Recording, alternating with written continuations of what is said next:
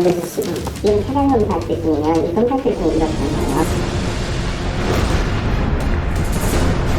수임료 그때 얼마 받았어요? 뭐 밝히지 않겠습니다. 대략 한 60여 원대.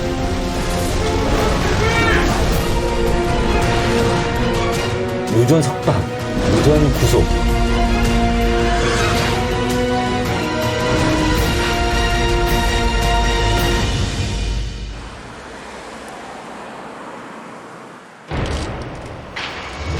지난해 12월 19일 국정농단 사태의 주범 최순실 씨가 처음으로 재판정에 모습을 드러냈습니다.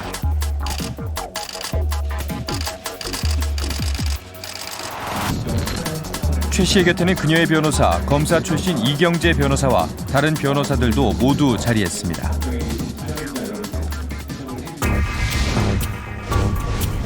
최 씨는 당초 이경재 변호사와 함께 이른바 전관 변호사 2명을 더 선임했습니다. 하지만 첫 재판을 앞두고 부담을 느낀 두 변호사가 사임하자 판사 출신 최모 변호사를 추가로 선임했습니다. 선생님 안녕하세요. 저희 추적 60분 팀인데 혹시 잠깐 인터뷰 좀 할 수 있어요? 제가 인터뷰하면 안 되고 우리 이경주 변호사님 하셔야 되거든. 저는 인터뷰 권한이 없어요. 그럼 어떻게 보면 국민적 공분이 되게 큰 사건이잖아요. 요거를 그럼 수임하신 이유는? 그런데 그거는 저희가 이런 부분은 제가 말씀드리는 거죠. 수임 부분에 대해서는 저희가 따로 말씀을 드리는 거죠. 최 씨가 귀국 후 5억 원을 찾아 변호사 선임비로 썼다는 의혹은 사실일까? 변호사 선임할 때 그 억대의 수임료를 주겠다 이런 식으로 보도가 나왔는데 그럼 어떻게? 근데 그런 부분을 여쭤보시면 저는 그 사실인가요? 네, 말씀드리면 그 전관 출신 변호사들을 선임하려고 했었다 초반에 그런 얘기는 사실인가요?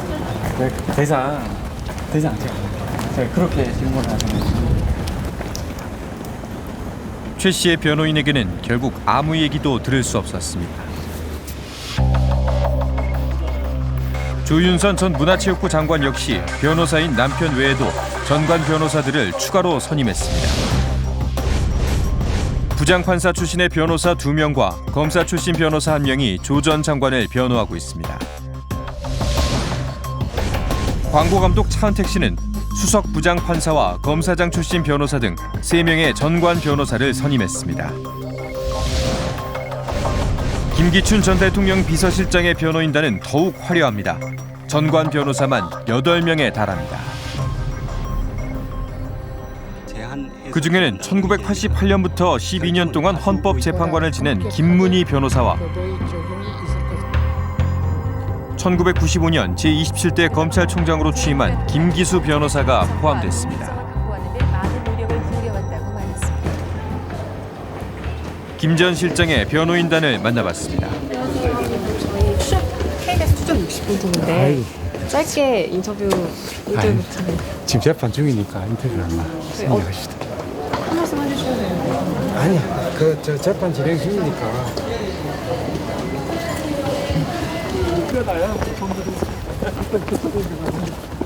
저희 추적 60분 팀인데 변호인단 중에 전관 출신 변호사들이 많은데 혹시 그게 앞으로 재판 과정에서 어떻게 영향을 미칠지. 그 정관은 아니고 아마 이제 저도 이제 우리 저희 그 장관님하고 저희 어머님이 대학 동기세요. 그래서 다 또 옛날에 같이 근무했던 경험이 있으신 분들이라서 그런 거지 굳이 그렇게 일부러 그렇게 하신 건 아니에요. 김 전 실장이 전관 효과를 노린 건 아니라는 주장입니다.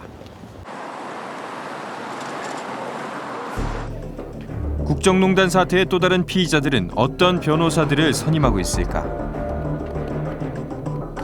조사 대상은 SNS상에서 국정농단과 함께 자주 언급된 피의자 10명으로 압축했습니다. 기소할 수 없는 박근혜 대통령은 조사 대상에서 제외했습니다. 10명의 피의자들은 모두 전관 변호사를 선임했을까? 우리는 법원 기록과 언론 보도를 바탕으로 변호인단의 명단을 확보해 그들의 경력을 조사했습니다. 분석 결과 총 76명의 변호인단 중 절반에 가까운 42%가 전관이었습니다. 전관 변호사를 한 명도 선임하지 않은 피의자는 장시호 씨뿐이었습니다. 피의자 10명 중 한 사람을 변호하고 있는 원로 변호사를 찾아갔습니다. 사회적으로 논란이 많은 사건을 수임하신 이유가 있으신지. 논란이 많다고 해서 안 한다네. 변호사는 자기에게 본면적인 전문지식으로 조력을 구하면 해줘야 할 의무가 있는 거예요. 그게 변호사 제도예요. 변호사는 난 제가 받고 있는 변호사니까 당연하죠. 하지만 사태 초기 변호사 업계는 국민들의 공분이 큰 사건을 맡는데 부담을 느낀 것으로 보입니다. 10대 로펌이 국정농단 관련 사건을 수임하지 않기로 협의했다는 이야기까지 나왔습니다. 국정농단 피의자들로부터 수임 제의를 받았다는 한 전관 변호사의 사무실을 찾아가 봤습니다. 김기춘 교수도 다 여기 와가지고 선택했는데 저희들이 다 거절했어요. 거절하고 왔는데 비용 걱정하지 말고 해달라. 최소한 10억 이상의 어쨌든 비용을 가지고 움직이겠지 최소한.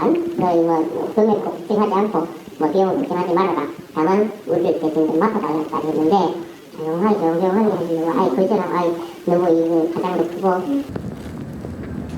지금 서초동 일대에는 피의자들이 낸 수임료에 대한 소문만 무성합니다.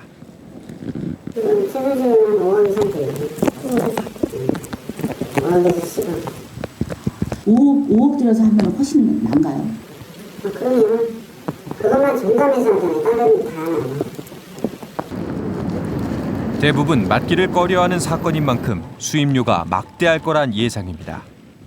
수익이 얼마 주면 별로랄까? 야, 최소 2, 30억은 받아야 늘어나는 거 아니야? 실제 최 씨로부터 의뢰를 받은 적이 있다는 한 법무법인에서는 사건을 잘 마무리하기 위해선 전관 변호사가 필수라고 조언합니다. 이게 검찰청 배치됩니다. 그 부장들과의 인맥관계를 따져보고 맞는 사람 선택하셔야 됩니다. 이 부장과의 인맥관계. 이 부장과 이제 변호사, 새로 나오는 검사나 부장, 지금 나와 있는 검사 중에 가장 친한 사람이 누군지 역할을 해줄 수 있는 사람이 누군지 이걸 찾아내야 됩니다. 경찰에서 검사로 넘어오잖아요. 넘어올 때 대란 관계까지도 조금 신경을 써서 여자 검사가 한 검사한테 안 걸리게끔 그것도 미리 좀 손을 쓰고 가야 됩니다. 보통 전관 변호사의 수임료는 얼마일까? 최소한 1억 정도가 비용으로 들어가야 될 것이고요. 만약에 부장검사가 또 속을 썩인다, 예를 들어서 거절하고 또 안 된다는 분이 부장검사 만나는 변호사로 또 한 명 더 추가해야 되니까 그럴 때 또 한 최소한 1억 정도를 생각하셔야 되니까. 비싼 비용만큼 그 효과는 확실하다고 합니다. 돈 아낀다고 예를 들어서 500만 원짜리 연선 주신 변호사는 뭔 역할을 하겠습니까? 선배는 하나 써내고 앉아있긴 하겠죠. 검사하고 부장을 하고 말 한마디 하겠습니까? 전관을 선택하게 되면은 그만한 비용이 부담이 되는 것이고 대신 그만한 비용이 부담되는 대신 그만한 혜택을 받을 수 있는 겁니다. 그동안 전관 효과를 가장 많이 기대한 건 재벌들입니다. 사실 그대로 말하고 국정농단 사태에서 뇌물 공여 등의 혐의로 현재 구속 수감 중인 이재용 삼성전자 부회장. 그는 특검 수사에 대비해 사내 법무팀과 별개로 9명의 초호화 전관 변호사들을 선임했습니다. 특이한 점은 그의 변호인단에는 유독 특검팀과 친분 관계에 있는 변호사들이 많다는 겁니다. 박영수 특검과의 인연으로 특검보 후보로 거론됐던 오광수 변호사도 그중 하나입니다. 오 변호사와 박 특검은 대검찰청에서 론스타 사건을 함께 수사했습니다. 조근호 변호사는 박 특검과 청와대에서 함께 일했습니다. 윤석열 수사팀장이 특검보를 제안했던 문강배 변호사도 삼성의 방패가 됐습니다. 문 변호사와 윤 수사팀장은 20년 전부터 알고 지냈고 BBK 사건 특검으로도 함께 활동한 절친한 사이로 알려져 있습니다.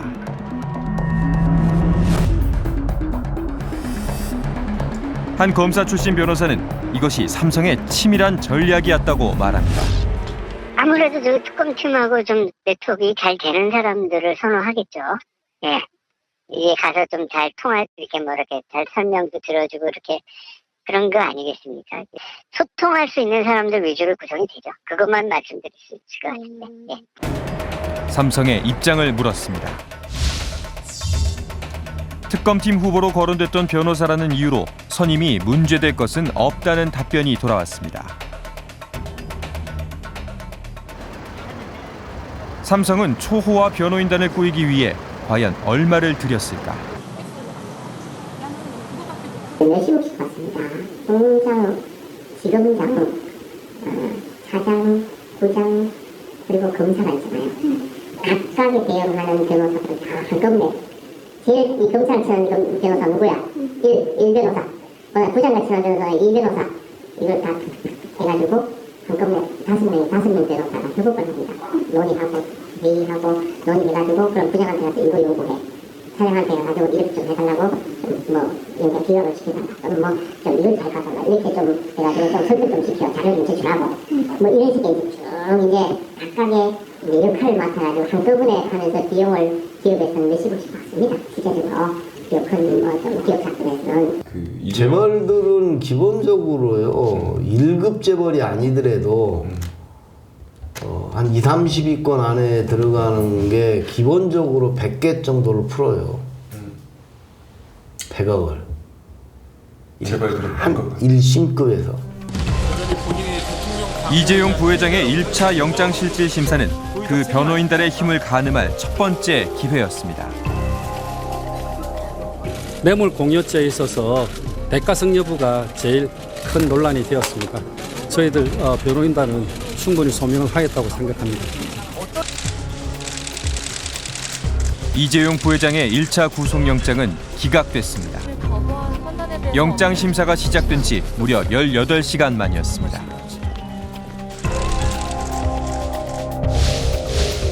일부 언론은 호화 변호인단이 구속영장 기각을 이끌어냈다고 평가했습니다. 이 재벌들은 돈이 많기 때문에 몇 억을 써서라도 그 현직 판사, 현직 검사에게 딱 맞춤형으로 인간적으로도 친하고 뭐 이런 사람을 찾아서 변호사를 이제 선임하죠.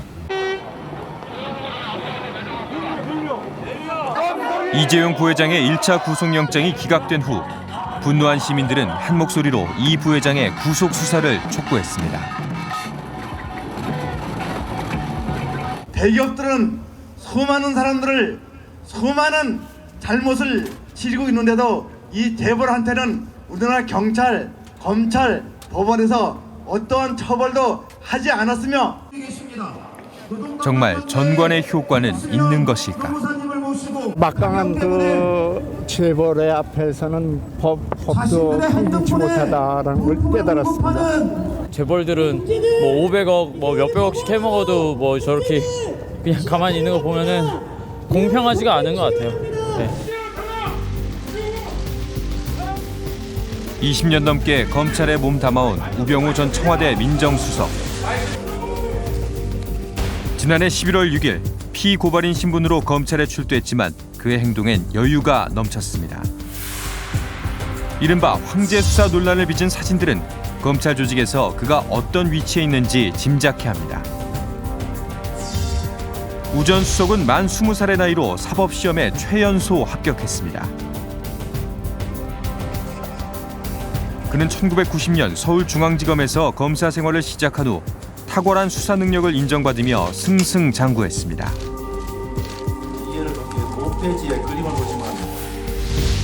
요직을 두루 거친 뒤 검찰의 꽃이라는 대검 중앙수사부 수사기획관 자리에까지 올랐습니다.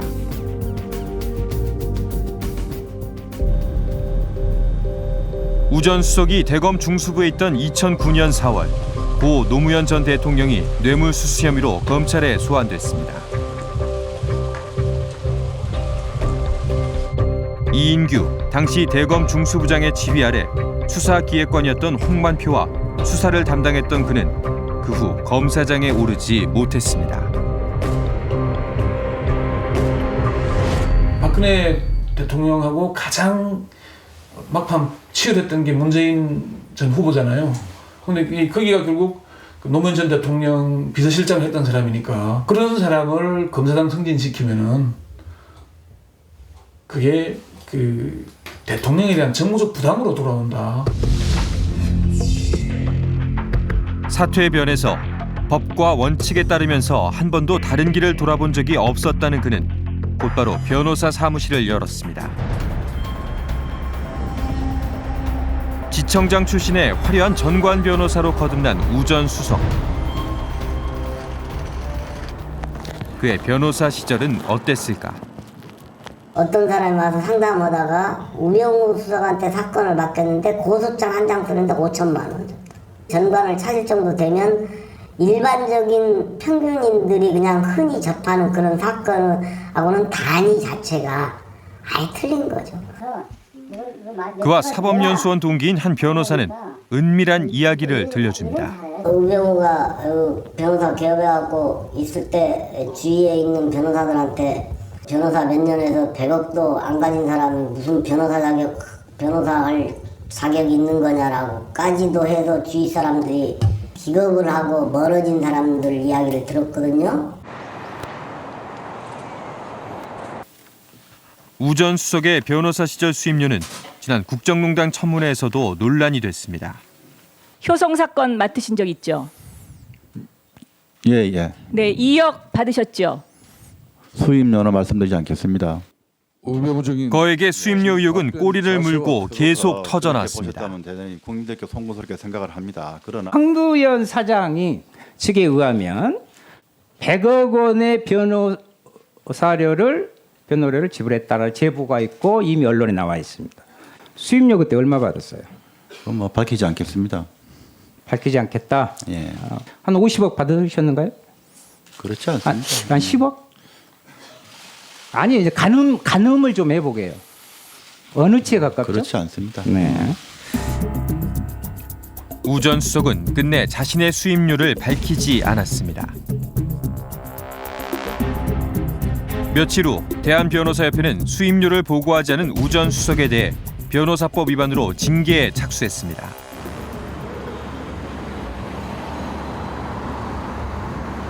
그리고 지난 1월 1,000만 원의 과태료 처분을 내렸습니다. 그런 부분까지 대법원이 심리불신품을 내리는 거를 본인이 변호사로서 활동하는 기간 동안 매년 수임 건수와 사건 액수를 보고를 해야 되는데 수임액과 수임 건수를 보고하지 않은 부분이죠. 실제로 그렇게 보고를 하지 않아서 징계를 받은 케이스는 거의 없다고 보시면 되고요. 그래서 이제 이번 건 같은 경우 거의 최초로 그렇게 큰 징계가 내려졌다고 보시면 됩니다. 우병우 전 수석의 변호사 시절 수임료는 얼마나 됐을까? 관련 자료를 확보했다는 국회의원실을 찾았습니다. 우병우 전 수석의 지방세 과세 납입 증명서였습니다. 서울시하고 강남구청에서 저희가 자료를 입수했고요. 자료 입수한 거는 이제 지방세 납세한 근거예요. 우 전 수석이 변호사로 활동했던 2013년과 2014년에 지방소득세와 종합소득세를 확인했습니다. 2년간 납부한 종합소득세는 약 22억 원. 재반 비용과 다른 수입을 고려해도 약 60억 원대의 수익을 거둔 것으로 추정됩니다. 그걸 가지고 세무사분들하고 역산을 해보니까 실제로 대략 한 60여억 원대 수익을 얻은 것 같다. 전화변론이라든지 여러 가지 신고나 드러내지 않고 수임한 사건들이 있을 수 있거든요. 그러면은 실제 벌어들인 소득은 훨씬 더 많을 가능성이 크죠. 추정 60분은 우 전 수석의 변호사 시절 수임 내역을 입수해 분석했습니다. 그가 변호사로 활동한 기간은 2013년 5월부터 2014년 5월까지 약 1년 1개월. 그동안 총 46건의 사건을 수임했습니다. 주로 어떤 사건들이었을까? 총 46건의 수임 사건 중 형사사건이 34건에 달했습니다. 약 74%가 형사 사건이라는 이야기입니다. 또 한 가지 특징은 검찰 수사 단계에서 붙여지는 사건 번호가 많다는 겁니다. 검찰 수사 단계에서 수임한 비율이 전체 형사 사건의 70%에 달했습니다. 형사 사건 중에서도 검찰 단계만을 목적으로 한 그런 사건들이 압도적으로 다수더라. 그리고 그러니까 검찰 통상적인 경우의 형사 사건의 변호사 수임은 수사 단계를 거쳐서 1심으로 재판이 종결될 때까지 보통 그 기간으로 보통 약정을 하거든요. 근데 전관예우의 특성이 딱 자기가 근무한 딱 그 부분으로 끝을 맺는 거예요. 이런 측면에서 전관예우를 이용한 영업 활동이었고 수임 활동이었다라고 보여지는 거죠, 이 자체에서.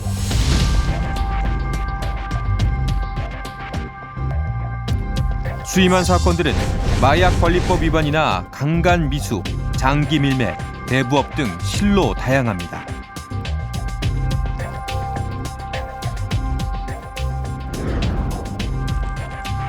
특이하게도 입건되기 전 내사 중인 사건을 수임한 경우도 3건이 있습니다. 그중 한 건은 선임계를 제출한 바로 다음 날 혐의 없음으로 처리되기도 했습니다. 내사 사건을 수임한 것에 대해 전관 출신이 아닌 변호사들은 어떻게 얘기할까? 이런 것 수사는 밀행이라고 해서 밀행, 은밀히 진행되는 게 원칙이거든요. 그래서 내사를 눈치채기가 쉽진 않죠. 입건 단계로 안 들어가게 만들어버린 거잖아요. 네, 사건화를 안 시켜버린 거잖아요. 네. 저도 저런 수임이 있는지, 저도 변호사 지금 11년 차인데 한 번도 저는 저런 거 수임해 본 적이 없거든요. 아니 정관들 말고는 저걸 할 수가 없을 거예요 아마. 내사 사건을 어떻게 수임하게 된 것일까? 해당 검찰청에 문의했습니다. 내사 사건을 이렇게 변호사가 이게 선임계를 내고 이렇게 변호 활동을 하는 게 거의 없는 경우라고 전문가들은 말씀을 하시더라고요. 왜 그랬는지 봤는데 잘 모르겠습니다. 이게 그때 있던 분들 다 떠났거든요 지금. 사건 의뢰인 중엔 낯익은 이름도 있습니다. 조현문 전 효성그룹 부사장입니다. 재계 32위 효성그룹은 조 전 부사장은 효성이 탈세 혐의로 조사를 받던 2013년 우 전 수석에게 처음 사건을 맡겼습니다. 이듬해 조 전 부사장은 형 조현준 사장을 횡령 및 배임 혐의로 고소했습니다. 그런데 우 전 수석이 청와대에 입성한 뒤에도 이 고소 사건에 개입했다는 의혹이 제기됐습니다. 그 사건을 조사부에서 특수부로 누가 옮겼습니까? 그 제가 한 거 아닙니다. 우병우 수석이 했습니다. 왜? 그 당시 특수 3차장이 누굽니까? 바로 지금 국정원 2차장으로 가 있는 최윤수입니다. 자, 이것이 다 지금 우병우 사단입니다. 의원님께서 확인해 보시면 검찰에서 왜 어떻게 재배당하게 됐는지 확인할 수 있을 겁니다. 제가 한 거 아닙니다. 현대그룹의 숨은 실세로 알려진 황두현 ISMG 코리아 대표도 우 전 수석에게 사건을 맡겼습니다. 황 대표는 지난 2013년 회사 돈 100억 원을 빼돌린 혐의로 기소됐습니다. 하지만 황 대표에게는 집행유예가 선고됐고 검찰이 항소하지 않아 형이 그대로 확정됐습니다. 84억여 원을 빼돌린 혐의를 받고 있습니다. 현대그룹 비선실세 황두현 그 변호한 적 있죠? 날짜는 정확하지만 변론 한 건 11월 19일 선임 날짜 그렇습니다. 변호한 적 있죠? 네. 회사 돈을 100억 횡령입니다. 특가법이죠. 예, 인정되는 범죄가 실형을 살지 않고요. 집행유예로 나왔어요. 법조계에서는 이해할 수 없다는 거예요. 100억이란 큰 돈을 횡령했던 범죄인이 구속되지도 않는 건 아주 이례적인 거라고 보죠. 그런데 항소조차 포기했단 말이에요. 이걸 법률인으로서 이게 어쩝니까? 상식적으로 이해가 갑니까? 뭐 법원이 알아서 했겠다. 거기서 알아서 할 문제다. 생각합니다. 예, 적인 나온 말씀이시고. 우 전 수석이 수임한 형사 사건 34건 중 기업인들을 비롯한 경제사범 사건이 67%에 달했습니다. 경제적 범죄, 횡령, 배임, 물론 다른 건들도 한두 건 있긴 합니다만 형사 사건이 다수인데 전부 돈과 관련되는 것들이고 금전적인 이익이나 결과가 예민할 수밖에 없는 사건들과 좀 관련된 사건들이지 않습니까? 정말로 돈 되는 사건이죠. 그냥 우리끼리 하는 말은 돈 되는 사건 아닙니까요? 1년 남짓한 변호사 활동 기간 동안 숱한 의혹을 남긴 우병우 전 수석. 그의 입장이 궁금했습니다.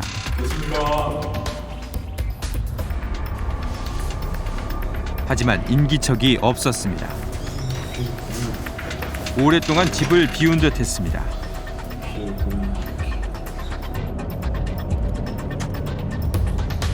우 전 수석의 가족회사 정강을 찾아가 봤습니다. 혹시 이곳에선 그를 만날 수 있을까?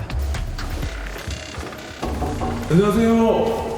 우병우 씨 관련해서 좀 여쭤볼 거 있어서 왔는데요. 예? 아, 우병우 씨 가끔 오세요? 네. 우 전 수석의 입장을 들을 수는 없었습니다.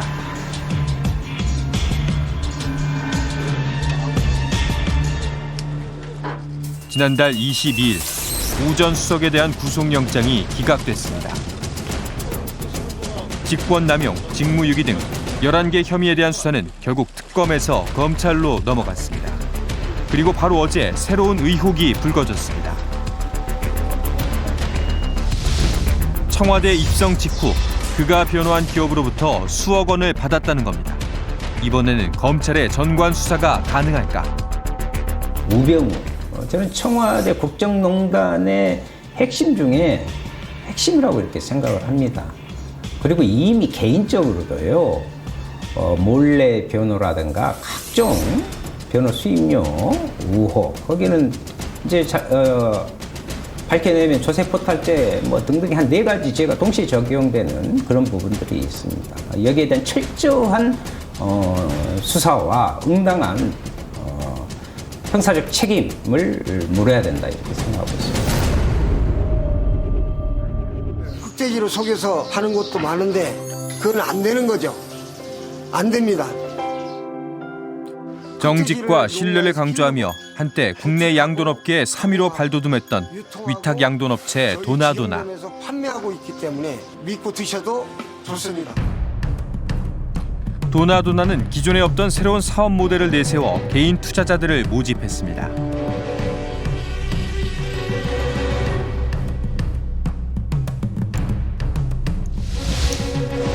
$600만 원을 주면 어미돼지 한 마리를 대신 키워주고 돼지가 새끼를 낳아 생기는 수익금으로 매달 투자금의 3%를 준다고 했습니다. 원금도 돌려준다고 했습니다. 600만 원을 투자하면 14개월 뒤 810만 원으로 불려주겠다는 겁니다. 회사가 약속한 연수익은 최대 60%에 달했습니다. 수익금이 제가 들어갈 때는 이제 30%를 줬어요. 우리가 1억 5천을 하면 한 달에 450을 받는 거죠. 그럼 이제 둘이서 3억 원 있으니까 한 달에 900을 받잖아요. 그러니까 너무 좋은 거야. 2009년부터 2013년 사이 만여 명의 투자자가 모였습니다. 그런데 돼지 분양 사업에 투자하면 고수익을 올리게 해주겠다며 사기 행각을 벌인 혐의로 대형 양돈업체 대표 등이 재판에 넘겨졌습니다. 2013년부터 문제가 생겼습니다. 업체가 수익금은 물론 원금도 돌려주지 않은 겁니다. 총 피해 금액은 2,400억 원이 넘었습니다. 어쩌다 이런 일이 생겼을까? 피해자는 대부분 노후 자금을 투자했던 노인들이었습니다. 피해자들은 업체 대표가 이렇게 황당한 사기극을 벌일 수 있었던 건 믿는 구석이 있었기 때문이라고 주장합니다.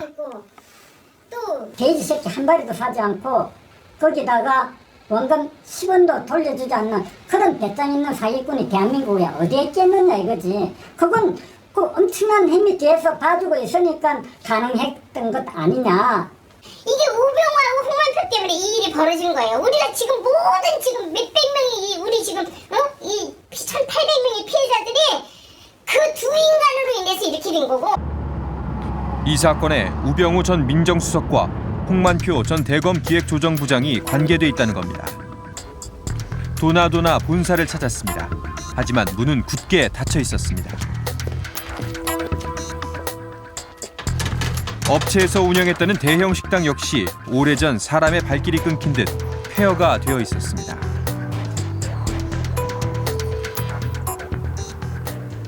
(15년) 8월 달부터 안 해요. 그전에는 안에 범위가 굉장히 안에 크고 그 농장도 많고 그랬었는데 이거 어떻게 된 파인지 확실한 내용은 모르겠고 지금 행편이 그래요. 당시 근무했던 직원을 어렵게 만났습니다. 그는 도나도나가 정상적인 양돈업체로 보기에는 힘들었다고 합니다. 돼지들을 전국 팔도에서 그냥 쉽게 해서 이제 이 바닥 용어로 떠리로 이제 살았고요. 안 좋은 돼지들이죠. 그냥 다 숫자로만 맞춰놓은 거예요, 돼지를. 2013년 말 회사가 보유한 어미돼지는 약 14,000여 두. 투자자가 계약한 약 5만여 두의 절반에도 못 미칩니다. 그는 투자자들이 방문할 때면 대표의 지시대로 돼지의 명찰만 바꿨다고 합니다. 이 사람이 샀으면 다 배당을 받았는지 아니면 100% 다 그 사람의 펀딩이 다 끝난 건지 모르는데 그냥 또 무시해버리고 거기에 또 다른 사람 이름이 또 꽂히니까 이렇게 중복으로 투자를 받았다고 봐야죠. 도나도나에서 오랫동안 회계 업무를 담당했다는 직원은 더 황당한 이야기를 들려줍니다. 2011년 말서부터 2012년 5월 전까지가 한 달에 한 100억씩 들어왔던 것 같아요. 투자자들한테는 그런 걸 보여주면서 따로 돈을 받고, 그리고 저축은행에는 이제 돼지랑 이런 거로 이제 투자자 소유의 돼지를 담보로 제2금융권에서 대출까지 받았다는 겁니다. 하지만 투자자들이 작성한 계약서에는 돼지를 담보로 제공할 수 없다는 조항이 명시돼 있었습니다. 도나도나의 사업에 문제가 있다는 걸 일찍이 알아챈 사람이 있었습니다. 초기 동업자 이종봉 씨입니다. 돼지를 갖다 키워서 14개월 키워서 마진을 이렇게 피아자도 주고 이런 과정이잖아요. 그 도나도나 그게. 근데 그 아빠가 이제 그 남편이 이렇게 보니까 이건 그런 관계가 아니고 다단계? 그러니까 나는 유사수신이 다단계라는 게 그때 알았어요. 이 씨는 경찰에 수차례 진정과 고소를 제기했다고 합니다. 최덕수가 저한테도 전화가 와요. 우리 남편을 고소를 했는데 자기는 비싼 변호사를 선임을 했대. 난 그때도 홍만표 이름을 들었는데 그렇게 대단한 인물인지 나는 몰랐어요. 최 대표가 이 씨를 공갈 혐의로 맞고소하기 위해 선임한 변호사는 대검 중수부를 거친 스타 검사장 출신 홍만표 변호사였습니다.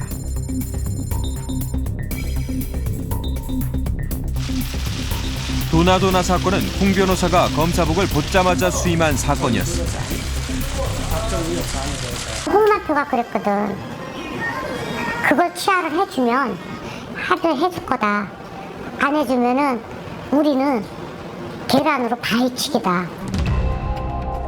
최 대표의 유사수신행위 혐의는 내사 종결됐고 이 씨는 공갈로 징역 3년을 선고받았습니다. 홍만표도 그 얘기 했었어요.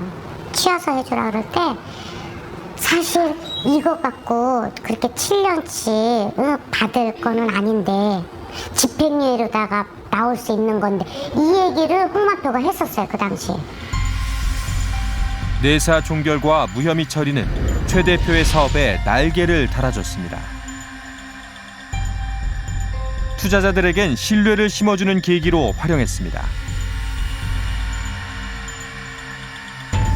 그러던 2013년 도나도나는 유사수신행위로 또 한 번 의혹을 받게 됩니다. 법이 사회적 약자의 방패가 되는 나라를 만들겠다고 국민 앞에 약속드렸습니다. 박근혜 대통령의 민생사병 특별 의지에 따라 최동욱 당시 검찰총장이 도나도나 사건 수사를 지시한 겁니다. 서민들의 쌈짓돈까지 빼앗아가는 금융사기, 불법 사행행위가 더 이상 우리 사회에서 활개치지 못하게 해야 합니다. 서울중앙지검은 최 대표를 비롯한 관련자들의 유사수신행위 혐의에 대한 수사를 시작했습니다. 도나도나는 영업이 정지됐습니다. 최 대표는 검찰 수사 대응을 위해 홍만표 변호사에 더해 이른바 전관 변호사 쇼핑에 나섰다고 합니다. 누구하고 통화하는지는 모르겠지만 정관 내용 이렇게 따져가면서 얘기를 하더라고요. 그만둔 지 옷 벗은 지 얼마 안 돼라고 얘기를 들었어요. 최 대표가 추가로 선임한 변호사는 대검찰청 강력부장으로 갓 퇴직한 고 김영한 전 민정수석, 그리고 퇴직한 지 2년 된 노환균 전 서울중앙지검장, 대검 중수부 수사기획관 출신으로 퇴직한 지 3개월 된 우병우 전 민정수석입니다. 막 검찰을 떠난 고위직 전관 변호사를 4명이나 선임한 겁니다. 우리가 입수한 도나도나의 변호사 수임료 지급 내역입니다.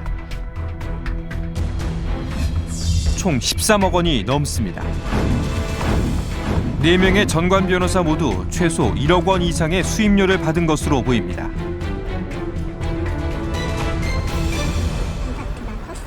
그런데 이는 일부에 불과할 뿐이라고 했습니다. 한 20억, 제가 그만두기 전까지 20억 이상을 썼거든요. 변호사 비용만. 수표를 그렇게 많이 만져보긴 처음이죠. 한번 저한테 현금으로 바꿔서 쓸 일이 있다면서 준 게 30억이 넘었으니까. 다말로 갖다 줬는데 그게 100만 원짜리도 있고 10만 원짜리도 있고 무슨 1000만 원짜리도 있고 아니면 그냥 한 장짜리 해가지고 뭐 딱 금액 명시된 금액도 있고 제각각이고 은행도 제각각이고. 도나도나 수사 과정엔 석연치 않은 점들이 있었습니다.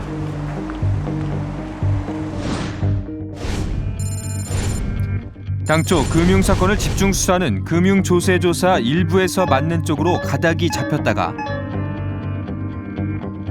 형사 4부로 배당이 조정됐다는 의혹이 불거진 겁니다. 이 과정에서 우병우 당시 법무연수원 연구위원의 힘이 작용했다는 의혹도 나왔습니다. 도나도나 사건을 맡은 형사 4부장은 윤장석 검사였습니다. 윤 검사는 직전 근무지인 법무연수원에서 우병우 전 수석과 함께 근무한 특별한 인연이 있습니다. 그리고 이번엔 같은 사건의 검사와 변호사로 만난 겁니다. 검찰은 6개월 동안의 수사 끝에 최 대표에게 유사수신행위, 사문서 위조, 횡령 등의 혐의를 적용했습니다. 그러나 이런 혐의와 피해 규모에도 불구하고 최 대표는 불구속 기소됩니다. 피해액이 굉장히 크고 피해자가 아주 다수고 피해 회복도 전혀 이루어지지 않는 그런 사건이고 하기 때문에 일단 죄가 인정이 된다고 한다면 구속 수사 필요성이 굉장히 크다고 볼 수 있고 그런 측면에서는 대단히 다른 사건 처리 내하고는 좀 안 맞는 면이 보이죠. 1심 재판 결과 최 대표는 유사수신행위 혐의에 대해 무죄를 선고받았습니다. 2심에서도 역시 마찬가지였습니다. 하지만 지난해 대법원은 무죄로 선고한 원심을 파기환송하면서 원심 판결에 미흡함을 지적했습니다.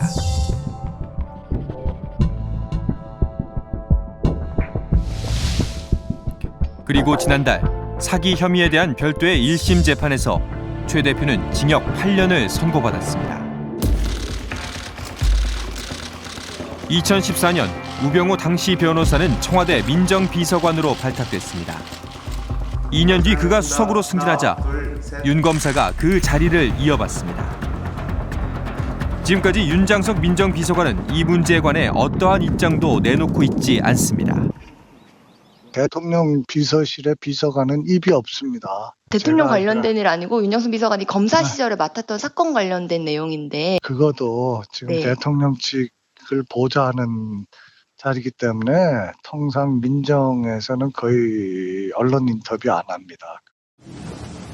최 대표는 1심이 무죄로 판결나자 더욱 당당해졌다고 합니다.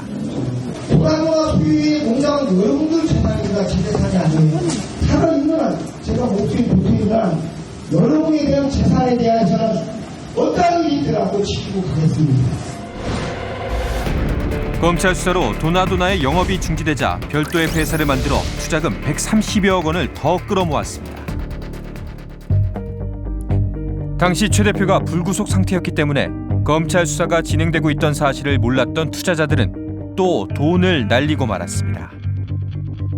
최득수를 바로 구속을 시키고 수사를 시작했으면은 하늘 돈 202억 원 피해가 안 생길 거 아닙니까? 그런데 왜 이런 죄인들을 수사를 한다고 계속 두면 우리가 1억만 사기치 보세요. 바로 구속해놓고 조사받잖아요. 안 그렇습니까? 동네에서 꼼꼼하기로 이름났다는 이명숙 할머니도 새로운 회사 하늘돈에 추가 투자금을 넣었습니다. 빨간 것이 번호는 다 그거죠. 하늘돈이라는 회사를 세워서 도나도나에서 들어온 돈을 하늘돈으로 다시 빼갔네요. 이것도요 시작주 하늘돈. 최 대표가 불구속 상태인 틈을 타 도나도나는 또 다른 피해자를 유혹하고 있었던 겁니다. 13년도 5월로서야 이제 검사들이 그거 수익금 받지 마라 그랬는데 하늘돈으로 6월달에 이제 바꿔가지고 또 막 이렇게 또 막 이 거짓말을 해가지고 막. 그때 당시에 수사만 제대로 됐어도 이때 또 투자할 일은 없었을 텐데. 그렇지. 평생을 알뜰히 살며 모아온 돈을 억울하게 잃게 된 이 할머니. 흉과 빽과 뭐 그 돈 없고 명예가 없는 사람은 진짜 어디 가서 하소연하고 이 얘기 할 데가 없는 거야. 그냥 당해서 죽어야 되는 현실이라고 지금 우리나라가. 전관 변호사의 힘으로 기울어진 정의의 저울. 전관 이유가 관행이 아니라 범죄일 수 있는 이유입니다. 이 사람들 누가 키웠습니까? 국내 세공로서 다 키운 사람들이에요.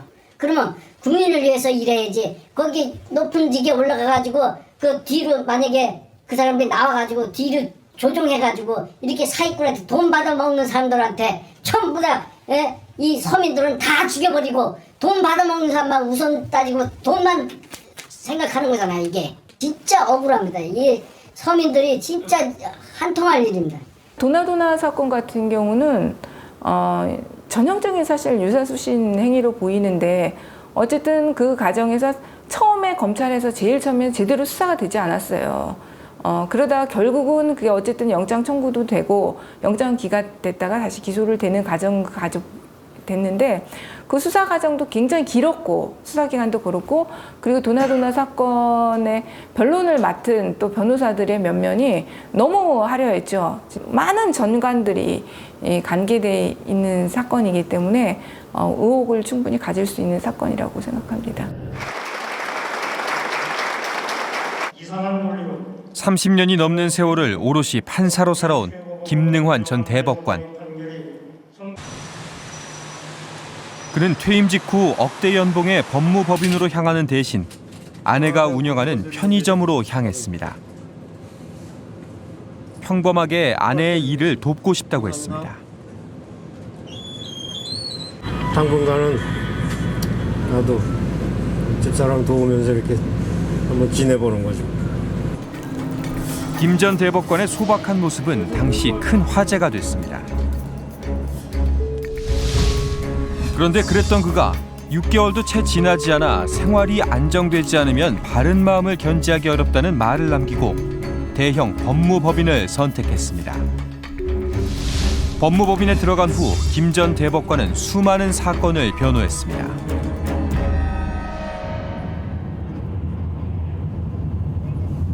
그는 왜 마음을 바꾼 걸까? 김 전 대법관의 이야기를 들어보기 위해 그가 일하는 법무법인에 찾아갔지만 만날 순 없었습니다. 우리 김능환 고문이 아니에요? 네. 아마 대법관님도 그 6개월 만에 이 사실 그 이유라든지 그 부분에 대해서는 그에 대해서 당신이 충분히 설명을 하신 기사들이 많이 있어요. 예, 대부분 상고심들을 많이 맡으신 것 같더라고요. 아무래도 그 대법원에 계시다 오셨으니까 일반 1심이나 2심보다는 아무래도 정신에 수임이 많이 들어오지 않겠어요, 기본적으로는. 허름한 복장에 지난 2011년 대법관 퇴임 후 고향으로 내려가 농사를 지었던 이홍훈 전 대법관. 그 역시 이듬해 대형 법무법인에 들어갔습니다. 마당에 무성한 잡초도 뽑고 이강국 전 헌재소장은 퇴임 후 법률구조공단에서 봉사를 하며 화제가 됐지만 2년 후 한 법무법인의 고문 변호사가 됐습니다. 20년, 30년 판검사로 일을 하면서 사회 정의를 위해서 이렇게 일을 하다가 사표를 내고 나온 다음에는 이제 변호사 개업을 해서 그 후배들에 대해서 여전히 가지고 있는 막한 영향력을 이용해서 돈을 벌고 사익을 취한다. 이것은 우리 법조인들에 대해서 가지고 있는 시민들의 어떤 기대를 저버리는 그런 행위일 뿐만이 아니고 이제 이런 것을 보면서 그 사법 기능에 대한 상당한 불신을 갖게 되는 게 문제죠. 우리나라와 비슷한 사법 체계를 갖춘 이웃나라 일본의 경우는 어떨까? 38년 동안 재판관으로 재직했다는 모리야 가스이코 씨를 만났습니다.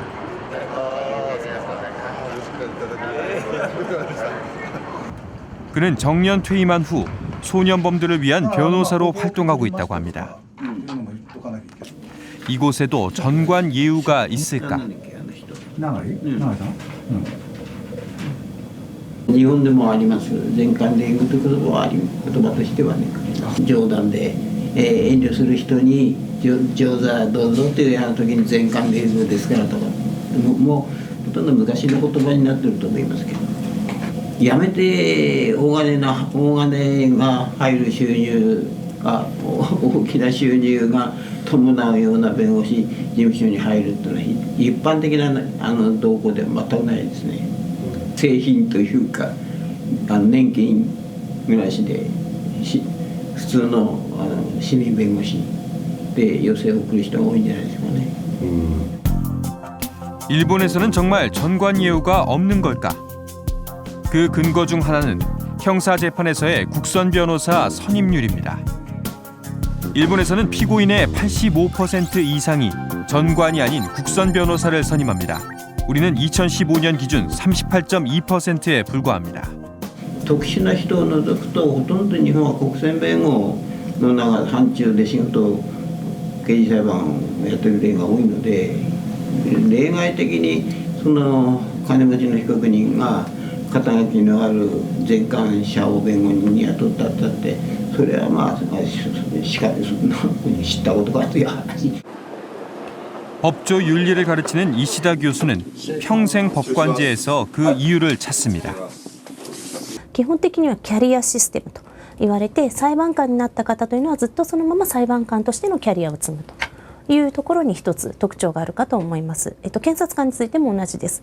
ですからそれぞれ最初に司法修習を終えて、どの道を選ぶかなというところで多くの専門放送の方はもうそのままその道を進んでいるというのが現状です。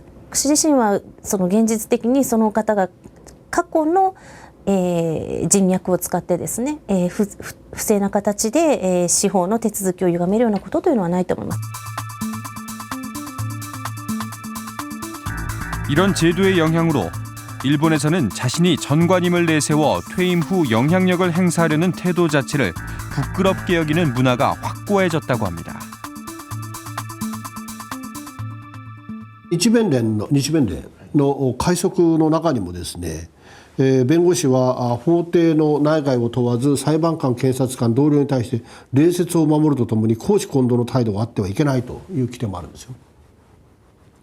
だから先輩がですね、先輩弁護士だ、先輩の裁判官だからといって退官後に裁判所へ堂々と入っていって、あの事件頼むよというようなことはですね、考えられないですよ。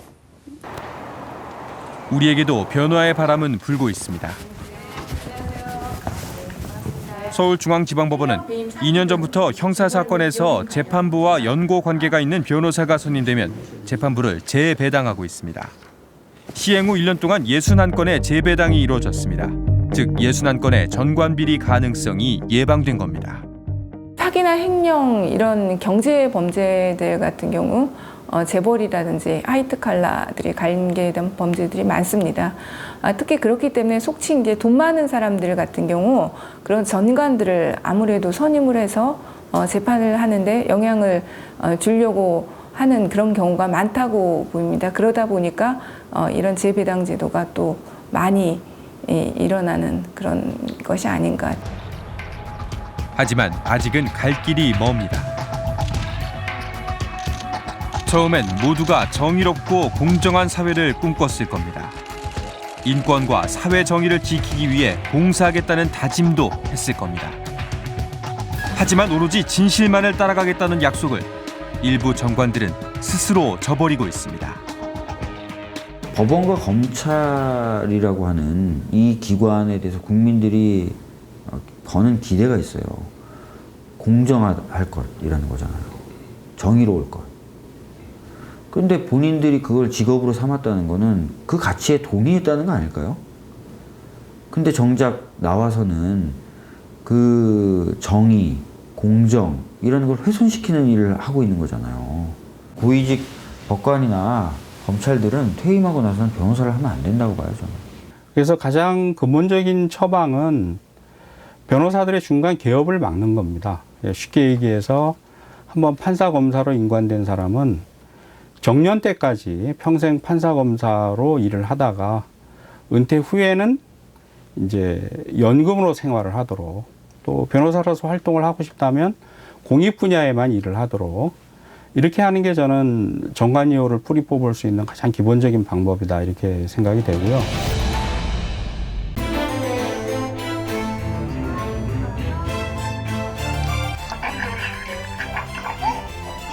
들릴 때는 3초 뒤에 들려가지고 집중이 안 되죠.